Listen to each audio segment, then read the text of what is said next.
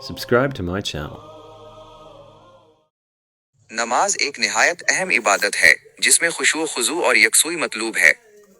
इसीलिए शरीयत मुतहरा ने नमाजी के सामने से गुजरने को नापसंद फरमाया है और नमाजी को भी बाज हुदूद के अंदर रहते हुए गुजरने वाले को रोकने की इजाजत दी है। एक ऐसा ही सवाल अक्सर सामने आता है कि अगर एक शख्स नमाज पढ़ रहा हो और दौराने नमाज कोई आदमी उसके सामने से गुजरने लगे तो क्या नमाजी हाथ आगे बढ़ाकर उसे रोक सकता है? और अगर इस दौरान नमाजी का हाथ गुजरने वाले के पेट पर लगे और वो उसे हल्के से पीछे की तरफ धकेल दे तो क्या इस हरकत से नमाज फासिद हो जाएगी या दुरुस्त रहेगी? शरई अहकाम के मुताबिक इस सूरत में नमाज फासिद नहीं हुई बल्कि नमाज दुरुस्त अदा हो गई है और उसकी कज़ा भी लाजिम नहीं।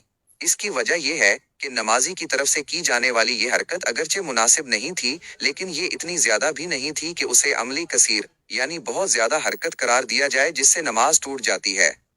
अलबत्ता चूंकि उसमें हाथ बढ़ाना और धक्का देना शामिल था इसलिए ये अमल नमाज के आदाब के खिलाफ और मकरूह शुमार होगा।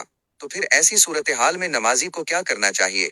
शरीयत की तालीम यह है कि नमाज पढ़ते वक्त अपने सामने कोई सुतरा यानी रुकावट रख ली जाए, मसलन कोई कुर्सी, दीवार, सुतून, लकड़ी या कोई भी मुनासिब चीज। उससे नमाजी के सामने से गुजरने का रास्ता बंद हो जाता है और दूसरों को भी मालूम हो जाता है कि यहाँ से गुजरना मुनासिब नहीं।